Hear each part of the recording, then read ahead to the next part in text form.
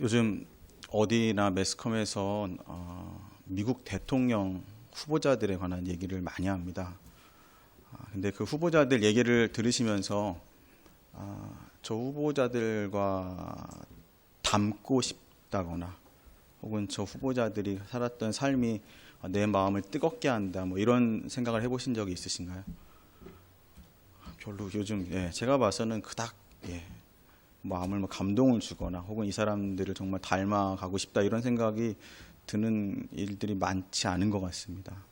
또 비슷한 예로 혹시 누군가 로또가 당첨이 됐다라고 했을 때 로또 당첨된 사람의 이야기를 들으시면서 마음이 뜨거워지세요? 나도 로또 당첨이 돼야지, 얼마치 사면 걸릴 수 있을까, 이렇게.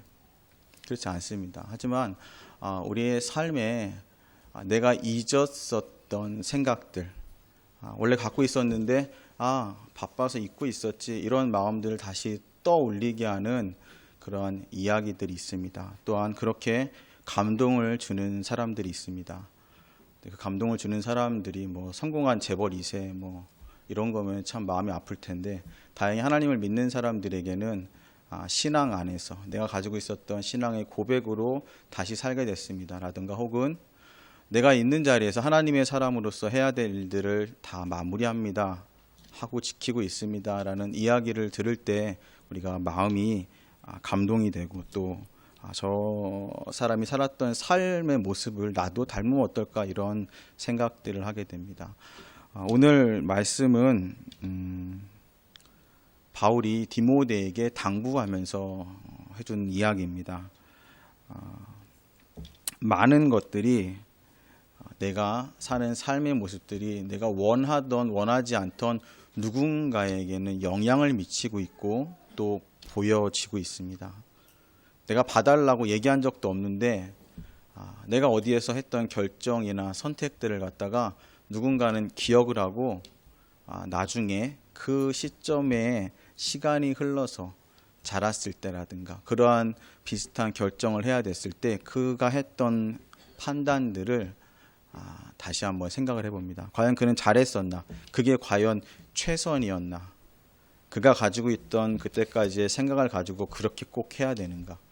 저희가 이 얘기가 좀 이렇게 어려워질 수 있는데요. 사진 하나 보여드리겠습니다.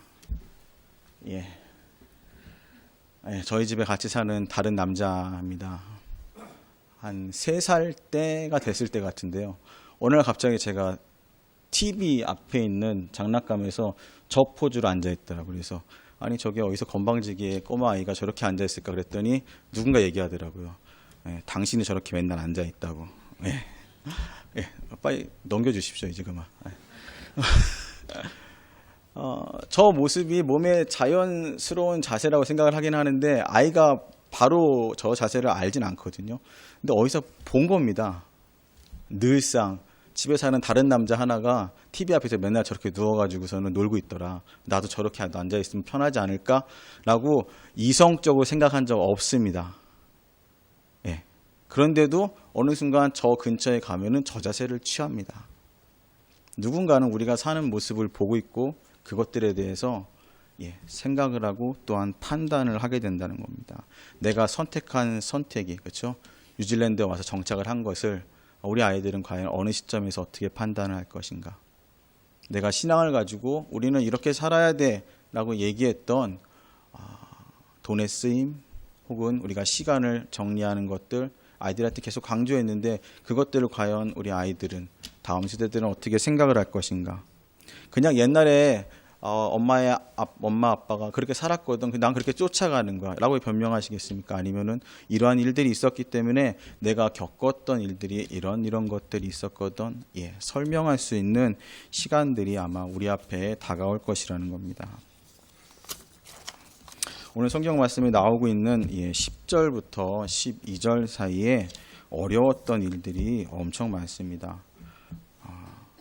10절에는 좋은 얘기했죠. 내가 가지고 있던 좋은 것들, 교훈, 행실, 의향, 믿음, 오래 참음, 사랑과 인내, 그 어느 것 하나 제 삶을 비켜봐도 내가 여기에 해당하는 어떤 기준치에 합당한 삶을 살고 있나, 좀 어려운 부분들인데요. 그리고 나서는 또 나온 게 박해를 받고 고난을 받고 안디옥과 이고니온과 루스드라 이런 식이죠. 뭐 둘이 가족들이 있거나 연인들이 있으면 서로 갔을 때 눈빛만 보다 압니다.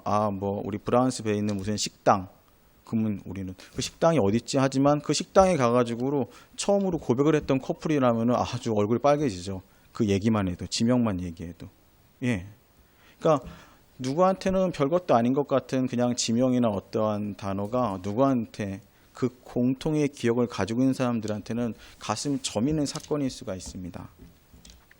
얘기했던 안디옥에서는요. 소란을 피운다고 쫓겨났습니다. 사도행전 13장에 나오죠. 그 다음에 나오고 있는 이고니온에서는요.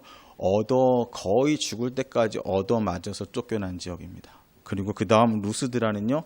하도 얻어맞아가지고 주변 사람들이 때리던 사람들이 보니까 야 그만 때려 죽은 것 같아 우리 성 밖으로 갖다 버리자 버려졌던 근데 죽지 않았던 그 지역이 루스드랍니다. 그러니까 한참 목회를 하고 오랫동안 신앙생활을 했던 목사님이 은퇴하면서 새로 오는 목회자한테 얘기하는 거예요. 나 옛날에 너도 봤잖아. 몇 년도에 교회에서 있었던 일 이런 일 했을 때 내가 했던 내 행동들에서 너 알고 있지. 너도 거기를 따라갔으면 좋겠어 라고 얘기해 줄 만큼 자기의 삶에 대해 자신이 있었던 겁니다. 그 얘기를 오늘 지금 하고 있습니다. 그리고 앞에 나와 있는 10절은 사실은 고난을 받는 것보다 더 어려운 부분이라고 생각합니다. 관계 가운데서 내 교훈, 행실, 의향이라고 하면은 사실은 어떤 삶이 가는 목적, 방향들을 얘기합니다. 일관된 모습들. 이 상황에서 우리 목사님은 어떤 선택을 하실까? 우리 남편은 어떤 선택을 할까? 예, 가족들은 다 압니다. 분명히 우리 남편은 이거 선택할 거야. 우리 목사는 이거 선택할 거야. 오랫동안 얘기했던 그 말하고 비껴가지 않으려면 그게 의향입니다. 그렇게 살았던 하나의 방향. 그거를 너가 이미 알고 있지 않아. 내 삶을 봤잖아. 왜냐하면은 바울은 이 이야기를 갖다가 내 삶과 함께 오늘 마지막에 읽었던 15절까지 얘기하면 두 가지로 디모데에게 전하고 있는 건요. 자신의 삶에 대해서 내가 했던 말에 대해서 전하고 있고 두 번째는 성경이라고 얘기합니다. 그러니까 이 성경과 자기의 삶이 평생 동안 다르지 않았다라는 확신이 있기 때문에 이 두 가지가 너가 따라야 될 판단의 근거다라고 딱 들이밀고 있습니다. 우리가 그렇게 살 수 있겠느냐라는 부분이죠. 북한에서 넘어온 탈북자들을 목회하시는 물된 동산교회라고요. 조요셉 목사님이 있습니다. 이제 제가 학교에서 공부하면서 인터뷰를 할 기회가 있어가지고 가서 한 2시간, 3시간 인터뷰를 했습니다. 근데 북한에서 이제 여러 가지 직업을 가지고 있던 사람들이 넘어와가지고 한국에서 생활을 합니다. 뭐 좋은 장점도 있더라고요. 정원 외로 해가지고 대학도 좀 쉽게 가더라고요. 국가에서 장학금도 나오고 이런 부분들이 있는데 그 친구들이 하는 말입니다. 교회에서 설교를 듣는 것과 같은 이러한 스타일은 북한에서 너무 많이 있었다는 거죠. 교화 시간이라고 해가지고 설교 비슷한 얘기를 계속 주입식을 듣는답니다. 근데 이 앞에서 말하는 당 서기관 혹은 이 말하는 사람들이 어떻게 살아라고 얘기를 갖다가 한답니다. 당의 명령에 따라 이런 일을 하시고 이런 오더를 이렇게 쫓아가야 됩니다. 근데 그 사람들이 절대로 그렇게 살지 않는답니다. 자기는 뒤에서 이제 딴 거 해고 먹고 살려면 또 해야 되니까. 그렇기 때문에 북한에서 넘어온 탈북자들이 한국에 와서 예배 시간에 목사님의 말씀을 들을 때 뭘 생각할까요? 라고 질문하시더라고요. 과연 저 목사는 말하는 대로 살고 있을까? 이 생각만 한답니다. 설교 시간 내내. 그게 북한 사람들에서 넘어온 탈북자들이. 그리고 거기에 조금만 비껴가는 게 있으면 역시 그럴 줄 알았어 하고 바로 우리가 생각하기엔 배신이지만 별거 아닌 건데 자기들은 딱 비껴서 다른 데로 가고 그래서 북한 사역을 하는 게 너무너무 어렵다. 내가 말씀만 전하는 게 아니라 그들과 부대끼는 모든 시간에 긴장을 해서 오해 살만한 일을 안 해야지만 이게 이루어지는 사역이다라는 얘기를 했습니다. 바울과 디모데의 관계가 그렇지 않았나 생각합니다. 평생에 속에 있는 내용 다 아는 거죠. 근데도 자기가 죽을 때가 다 돼서 내가 그동안 살아왔던 행실도 말도 모든 것도 네가 다 알고 있잖아. 그러니까 나를 따라와도록 해라 라고 이야기를 하고 있습니다. 과연 우리 삶에서 이제 바울과 같이 죽을 뻔하게 맞을 만한 일이 과연 목사님 제가 있을까요? 저도 없었으면 좋겠습니다. 복음 때문에 얻어맞을 정도의 삶에 고민이 있으면은 그러게요. 제가 잘 할 수 있을까? 이런 생각들을 해봅니다. 과연 얻어먹 죽기 직전 누가 때리다가 내가 죽었다고 생각하고 버릴 정도로 내가 얻어먹을 만큼 잘못된 다른 사람들이 미워할 만한 행동을 할까? 과연 복음을 따라가지만 그런 순간들이 있을까? 이런 고민들을 해보는 거죠. 톨스토이가 쓴 용기라는 단편 소설이 있습니다. 거기에 이제 이런 얘기가 나옵니다. 용기에 대해서 정의를 합니다. 뭐라고 하냐면요. 마땅히 해야 할 바를 하는 사람이 용기 있는 사람이다. 당연한 얘기거든요. 그러니까 성경을 얘기하면 몸은 죽여도 영혼은 능히 죽이지 못하는 자들을 두려워하지 마라. 마태복음의 성경은 이야기합니다. 우리의 목적점이 어디냐는 거죠. 오늘 바울이 얘기했던 의향이라는 단어입니다. 고난을 당하고 얻어맞고 힘든 삶이 있었지만 그가 바라본 곳이 천국이기 때문에 끝까지 갈 수 있었다라고 성경을 통해서 얘기하는 오늘 10절의 말씀입니다. 그렇기 때문에 고난, 거의 죽기 직전까지 갔지만 내가 했던 일들을 그만두지 않고 2차, 3차 선교여행을 갈 수밖에 없었다라는 거. 너도 잘 알지 않느냐, 디모데야. 너도 나의 삶을 따라서 살기를 원한다라고 이야기를 하고 있습니다. 제가 저랑 나이가 똑같은 여자 검사가 한 분 있습니다. 한국에. 혹시 도간이라는 영화 보셨습니까? 그 영화에 나왔던 실제 검사분이십니다. 그 임은정 검사라고요. 임은정 검사라고 있습니다. 지금은 의정부 법원에 있고요. 그 도가니 사건이 있을 때 실제 그 재판장에 있었던 2007년에 그리고 나서는 이분이 2012년에 젊은 분들은 어려울 것 같은데 이런 게 있습니다.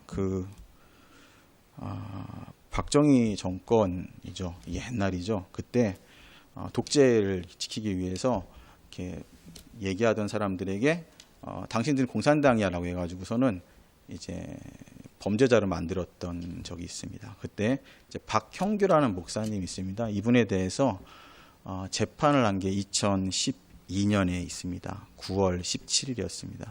그러니까 이 재판을 갖다가 이 임은정 검사가 담당을 했습니다. 그래서 사실은 검사 쪽에서는 그 당시에 했던 재판이 잘못됐지만 본인들이 잘못했다라고 법정에서 시인한 적은 없습니다. 한국 재판소에서. 그래서 이걸 갖다가 우리는 판결을 갖다 미룬다라는 거 해가지고 사법부에 넘기는 그런 스타일의 판결이 나올 것이다라고 얘기했는데 거기에 대해서 임은정 검사가 그날 재판을 갖다 하면서 썼던 농고문의 전문입니다. 이게 전체 제가 잠깐 읽어드리겠습니다. 이 땅을 뜨겁게 사랑하여 권력의 채찍에 맞아가며 시대의 어둠을 헤치고 걸어간 사람들이 있습니다. 몸을 불살라 그 칠흑 같은 어둠을 밝히고 묵묵히 가시밭길을 걸어 새벽을 연 사람들이 있습니다. 그분들의 숭고한 희생과 헌신으로 민주주의의 아침이 밝아 그 시절 법의 이름으로 그분들의 가슴에 날인하였던 주홍글씨를 뒤늦게나마 다시 법의 이름으로 지울 수 있게 되었습니다. 그리하여 지금 우리는 모진 비바람 속에서 온몸으로 민주주의의 싹을 지켜낸 우리 시대의 거인에게서 그 어두웠던 시대의 상흔을 씻어내며 역사의 한 장을 함께 넘기고 있습니다. 피고인이 위반한 대통령 긴급조치 1호와 4호는 헌법에 위반되어 무효인 법령이므로 무죄이고 내란 선동죄는 관련 사건들에서 이미 밝혀진 바와 같이 관련 증거는 믿기 어려울 뿐만 아니라 피고인의 정권 교체를 넘어 국헌 문란의 목적으로 한 폭동을 선동했다고 볼 수 없으므로 피고인에게 무죄를 선고해 주시기 바랍니다. 사실은 이 일이 있기 전에 임은정 검사는 그 안에서는 이러죠. 죄송합니다. 얘는 약간 또라이다. 다른 판결을 낼 수 있다. 그래가지고 다른 검사를 갖다가 배치를 했습니다. 근데 재판장 문을 걸어 잠그고선 자기가 가서 발표를 해버렸습니다. 이게 그 농고 전문이고요. 이 농고를 하기 전 앞뒤로 페이스북에 올렸던 이분이 기도문입니다. 최선을 다해 주님의 공의를 실천하는 사람이 되겠습니다. 고통받는 피해자의 마음을 위로하는 따뜻한 손길이 되겠습니다. 비뚤어진 영혼이 돌아설 수 있도록 다독이는 따뜻한 손길이 되겠습니다. 잔인한 정의가 아니라 따뜻한 정의가 실현되도록 마음과 능력을 다하겠습니다. 지치지 않을 수 없겠지만 조금은 덜 지치더라도 다시 기운낼 수 있도록 주님 지켜주세요. 신앙인으로서 내가 검사로 의해서 나라에서 위임받은 내가 할 수 있는 일을 끝까지 하겠다라고 지키고 지금 사법부의 검사로서 자격이 적성이 안 돼서 심사를 받는 사람들이 있습니다. 한 해에 한 3명에서 4명 정도. 지금까지 그 제도가 생긴 이래 1명이 잘렸습니다. 검사에서. 근데 이 이문정 검사는 뭐 상도 많이 받고요. 되게 했던 분인데 올해 그 명단에 올라갔습니다. 그리고 나서는 자기는 조만간 잘릴 것 같다. 예, 헬스에 올렸다가 다행히 지난주인가 아무튼 다시 올라왔는데 잘리지 않았다고 해서 올라왔더라고요. 요번에 또 그 자살한 검사에 관련해서도 지금 뭐 동기들 받고 이런 일들을 하고 있습니다. 모르겠습니다. 누가 보시면 너무 젊어서 너무 이렇게 깨끗한 물에 사람이 다 살 수 있겠어 이런 말을 하실 수 있겠지만 내가 할 수 있는 일을 위해서 내가 걸어간 길을 누군가 보고 있다면 내가 받은 말씀과 나의 신념 안에서 지켜야 될 일을 끝까지 가야 되지 않을까. 예. 때려 맞아 죽을 만한 일까지 갈지 않을지 모르겠습니다. 내가 그런 일이 있을지 없을지도 모르겠고 하지만 그 정도의 각오를 하는 인생의 삶의 결단을 가지고 하나님을 따르라고 오늘 성경은 이야기하고 있습니다. 그 근거가 내 앞에 먼저 간 이들의 삶의 모습이요 그와 함께 했던 성품과 말씀이었고 그가 믿고 그의 삶에 위배되지 않는 말씀이 그것들을 증거하고 있다. 오늘 성경을 통해서 이야기하고 있습니다. 우리가 과연 말씀을 가지고 이 세상에서 해석을 합니다. 그렇죠? 말씀, 하나님이 주신 것들, 이 상황에서는 이 정도까지 하면 되지 않을까? 이 정도에서 내가 적당히 타협하면 되지 않을까? 아니야, 순종은 거기까지일 거야. 더 가야 되지 않겠어? 거기에 대해서 목사님이나 주변에 있는 모든 사람이 다 판단할 수 없습니다. 하지만 누군가에게 내가 나의 살아온 삶에 대해서 이어받을 그들에게 설명을 해야 된다면 뭐라고 설명을 하시겠습니까? 그들이 어떻게 그때의 선택을 기억하며 또 그 판단을 갖다가 다시 내 삶에서도 새롭게 해석해서 하나님의 말씀대로 사는 사람이 되려고 애를 쓸지.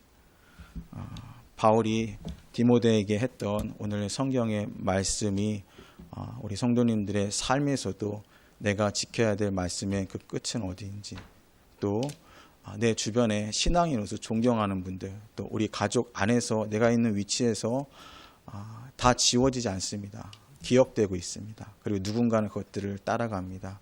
그때 나 또한 말씀 가운데 있었노라고 분명히 얘기할 수 있는 확신의 선택이 이 한 주간 또 어려운 고비마다 주님 주시는 성령의 힘으로 놓치지 않고 이겨내셔서 믿음의 삶을 살아내시기를 간절히 축원합니다.